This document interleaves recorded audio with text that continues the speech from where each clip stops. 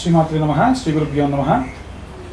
April నెలలో కర్కాటక రాశి వారికి సంబంధించి ఎలా ఉండబోతుంది అటువంటి విషయాన్ని ఇప్పుడు తెలుసుకుందాం. కర్కాటక రాశి వారికి సంబంధించి జాతక సంబంధితమైనటువంటి విషయాలు కాకుండా గోచార విషయమైనటువంటి విషయాల్లోకి వస్తే కనుక గ్రహస్థితి ప్రభావం వలన వీరి యొక్క ఆలోచనలు చాలా ఎక్కువగా ఆలోచిస్తూ ఉంటారు.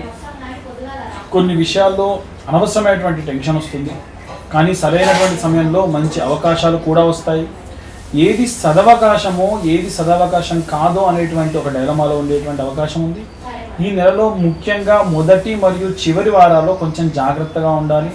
మధ్యలో ఉన్నటువంటి 2-3 వారాలు చాలా మంచి సత్ఫలితాలు ఇస్తాయి. కుటుంబ విషయాల్లోకి వస్తే కనుక చిన్న చిన్న విభేదాలు పెరిగే అవకాశం ఉంది. ధన సంబంధితమైనటువంటి విషయాల్లో సేవింగ్స్ మీద దృష్టి పెట్టాలి. ఆరోగ్యపరమైనటువంటి విషయాల్లోకి వస్తే కనుక స్ట్రెస్, బీపీ, నిద్ర సమస్య రావచ్చు. నీరు ఎక్కువగా స్వీకరించడం మంచిది.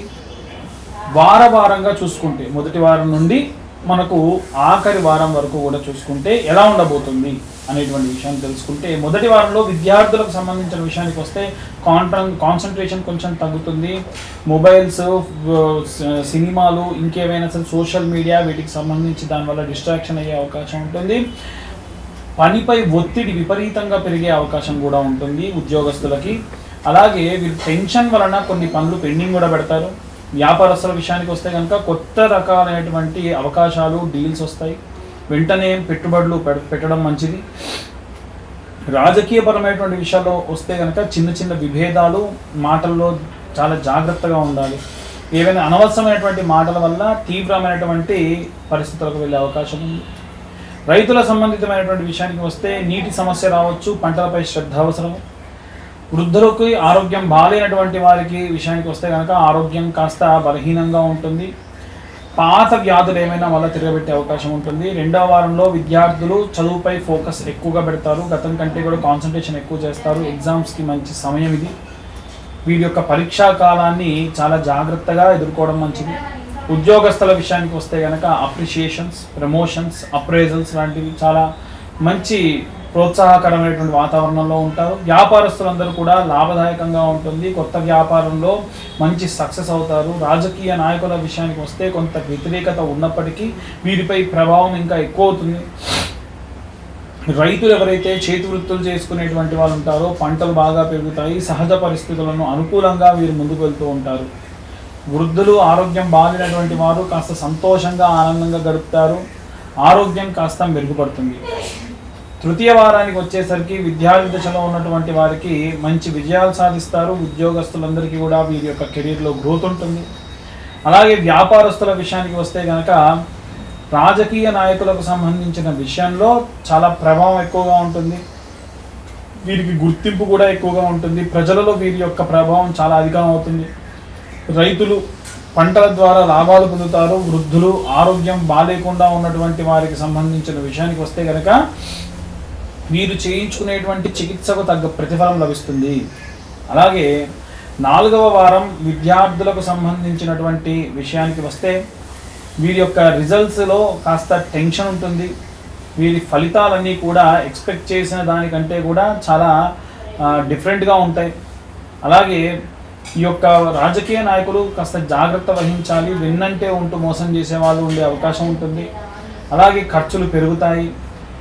వీరి యొక్క రైతులు ఎవరైతే ఉంటారో వారి యొక్క ధరల యొక్క మార్పు అనేటువంటిది జరుగుతుంది. దానివల్ల సమస్య అవుతుంది. అమ్మక తప్పదు అనేటువంటి పరిస్థితుల్లో వీరు పండించిన పంటను అమ్మాల్సి వస్తుంది.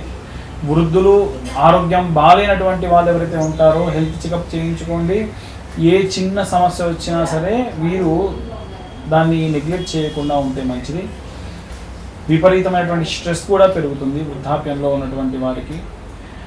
వీళ్ళు ఈ నెలలో ఈ రాశి వాళ్ళు ఖర్చులు నియంత్రించుకుంటే మంచిది. ఆరోగ్యపరమైనటువంటి విషయాల్లో కూడా శ్రద్ధ వహిస్తే మంచిది. కోపాన్ని తగ్గించుకుంటే మంచిది. ప్రతి సోమవారం శివాలయానికి వెళ్ళి శివుడికి అభిషేకం చేయండి. ఆరోగ్యం బాగాలేనటువంటి వాళ్ళు ఒక కొబ్బరి బోండా తీసుకొని దానిపైన ఉన్నటువంటి క్లీన్ చేసుకొని వెళ్ళండి. ఆ కొబ్బరి బోండాతోనే ఆ యొక్క శివుడిపై ఈ అభిషేకం చేయండి. 108 సార్లు ఓం నమ శివాయ అనేటువంటి మంత్రాన్ని నిత్యము చదవడం కూడా విశేష శక్తినిస్తుంది. కర్కాటక రాశి వారికి సంబంధించి ప్రేమ, వివాహ సంబంధితమైనటువంటి విషయాలు ఉద్యోగపరమైనటువంటి విషయాలు, విదేశీ పరమైనటువంటి విషయాల్లోకి వస్తే ద్వితీయ వారము తృతీయ వారంలోనే ఎక్కువగా ఫలించే అవకాశం ఉంది. మొదటి వారం కానీ ఆఖరి వారం కానీ అంత అద్భుతంగా లేదు. ఇక అందరూ కూడా ఎలాంటి రెమెడీస్ తీసుకోవాలి, ఎలాంటి మంత్రం చదువుకోవాలి అనేటువంటి విషయాన్ని ఇప్పుడు మనం తెలుసుకుందాం. ఎవరైనా బలీయమైనటువంటి కోరికలు కోరుకున్నటువంటి వాళ్ళు ఎవరన్నా ఉంటే, ఎవరన్నా మనుషులు మారాలి అనేటువంటి ఒక ఉద్దేశంతో కనుక ఉంటే, ప్రతి సోమవారం కూడా ఒక ఆలగడ్డని 2 ముక్కలుగా చేసి ఈ యొక్క రావి చెంబులో వేసుకొని, నీళ్లు నింపినటువంటి రావి చెంబులో వేసుకొని, నీళ్లు మళ్ళీ పొంగి కింద పడకుండా చూసుకొని ఆ మొత్తంలో వేసుకొని, మీరు నోట్లో నుంచి మనసులో అనుకునేటువంటి మంత్రం ఓం నమః శివాయ, ఓం నమో నారాయణాయ, ఓం పరబ్రహ్మణే నమః అని 3 మంత్రాలు చదివి ఆ నీటిపైన ఊదాలి. చెయ్యి అడ్డు పెట్టి ఇలా ఊదండి అని. ఆ తర్వాతకి 21 ప్రదక్షిణాలు చేసి ఆలగడ్డతో సహా ఉన్నటువంటి ఆ యొక్క రావి చెంబులో ఉన్న నీటిని కనుక అక్కడ పోయడం వల్ల ఎవరైనా బలీయమైనటువంటి కోరికలు ఉన్నవాళ్ళు, విశేషమైనటువంటి వాంఛతో ఉన్నటువంటి వాళ్ళు, ధర్మబద్ధమైనటువంటి కోరిక కోరుకునేటువంటి వారు ఆ యొక్క కోరిక నెరవేరుతుంది. ఎప్పటి నుండో ఉన్నటువంటి మానసికమైనటువంటి ఒత్తిడి కూడా తగ్గుతుంది. ప్రశాంతమైనటువంటి వాతావరణం కూడా పొందవచ్చు. అలాగే ఎవరైతే రుణబాధలలో ఉన్నటువంటి వారు కూడా ఇప్పుడు నేను చెప్పేటువంటి రెమెడీ పాటించడం వల్ల, అంటే రుణబాధ అంటే మీరు ఎవరికైనా డబ్బులు ఇచ్చి ఆ డబ్బులు మళ్ళీ మీకు తిరిగి రావాలి అంటే ఇప్పుడు నేను చెప్పిన విధంగా చేయండి. ఒక ఆముదంతో దీపం పెట్టుకొని ఆ యొక్క ఆముద దీపంతో ఒక కొబ్బరి చిప్ప లోపల నెయ్యి రాసి కాటుకగా తీసి, అంటే ఆ వచ్చేటువంటి మంటని ఆ కొబ్బరి చిప్ప పైన పెడితే కాటుకలా వస్తుంది. అలా వచ్చినటువంటి ఆ యొక్క కాటుకని దానిమ్మ చెట్టు ఆకులు తీసుకొని, చాలా చిన్నగా ఉంటాయి ఆకులు, దానిపైన మీకు ఎవరైతే డబ్బులు ఇవ్వాలో వాళ్ళ పేరు ఆ యొక్క కొబ్బరి చిప్పలో నుంచి తీసి రాసి, అదే దానిమ్మ చెట్టు కింద కొంత గుంత తవ్వి ఆ యొక్క ఆకు పెట్టేసి ఒక బండ ఏదైనా చిన్న పెచ్చ లాంటిది పెట్టేసి మూసేసేయండి, మట్టి నింపి పెట్టేసేయండి. అలా పెట్టేటప్పుడు లక్ష్మీ కుబేర దేవతాయ నమః అని చెప్పి కోరుకోండి. మీ యొక్క అప్పులు ఎవరైతే ఇయ్యారో వాళ్ళు తిరిగి మళ్ళీ మీకు డబ్బులు ఇవ్వాలి, మీరు ఇచ్చిన డబ్బు మళ్ళీ తిరిగి ఇవ్వాలి అని కోరుకొని అలా పెట్టడం వల్ల విశేషమైనటువంటి సత్ఫలితాలు పొందవచ్చు. కుబేరుడికి బాగా ఇష్టమైనటువంటిది ఏమిటంటే దానిమ్మ. ఆ దానిమ్మ ఆకు పైన కనుక మనం ఇలా రాసి అదే దానిమ్మ వృక్షం కింద కనుక మనం పెడితే ఖచ్చితంగా ఆ యొక్క కోరికలు తీరడం, సత్ఫలితాలు పొందడం జరుగుతుంది. ఇక విశేషంగా ఎవరైనా జాతక ఫలితాల గురించి తెలుసుకోవాలి అనుకుంటే మీ పేరు, మీ date of birth, time, place కింద ఉన్న నెంబర్కి వాట్సాప్ చేయండి. 2511 రూపాయలు తీసుకోవడం జరుగుతుంది. 60-70 పేజీల్లో జాతకం మీకు ఇవ్వడము, మీతో డీటెయిల్గా జాతకం గురించి మాట్లాడడం జరుగుతుంది. ఇందుకు కాను మనం తీసుకునేటువంటి దక్షిణది. కనీసం మాకు ఒక రోజు సమయం ఇస్తే మీ జాతకం అంతా కూడా డీటెయిల్గా మీకు అందించడం జరుగుతుంది. మీ యొక్క గ్రహస్థితి ప్రకారంగా ఎలా ఉంది, వివాహము, సంతానము, ఆరోగ్యము, వీటన్నిటి గురించి కూడా అందులో మెన్షన్ చేయడం జరుగుతుంది. ఇక చాలామందికి ఉన్నటువంటి సందేహం ఏంటంటే, మన ఛానల్లో పెట్టినటువంటి ఈ యొక్క మోక్షనారాయణ బలి సంబంధితమైనటువంటి వీడియోస్ చూసి అడుగుతూ ఉన్నారు. మాకు పితృదోషం ఉంది అని ఎలా తెలుసుకోవాలంటే, జాతకంలో మీ యొక్క లగ్నస్థానంలో కనుక రాహు ఉన్నా, శుభగ్రహ సంచారం జరగాల్సినటువంటి చోట శుభగ్రహంతో పాటుగా రాహు సంచారం జరిగిన, నవమస్థానమునందు రాహు సంచారం జరిగిన, కోణ కేంద్ర స్థానాలలో గనక రాహు సూర్యుడితో శుక్రుడితో కలిసి ఉన్న వాటికి సంబంధించినటువంటి ఇబ్బందుల పాలవుతారు.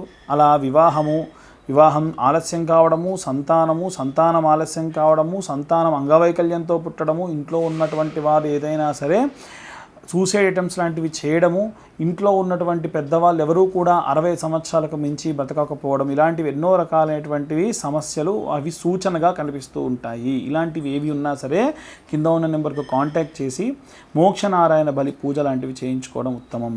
అలాగే చాలామందికి సర్ప సంభావిత దోషములు ఉన్నటువంటి వారు కూడా, వారికి ఏ సర్పదోషం ఉందో కూడా తెలియదు. కాబట్టి జాతకం చూసి నిజంగా వారికి కనుక సర్పదోషం ఉంటే కులికా కాల సర్పదోషం, అనంతకాల సర్పదోషం, పద్మనాభ మహాపద్మ కాల సర్పదోషము, అలాగే శంఖపాల కాల సర్పదోషం, ఇలా మనకు కొన్ని రకాలైన సర్పదోషాలు ఉంటాయి.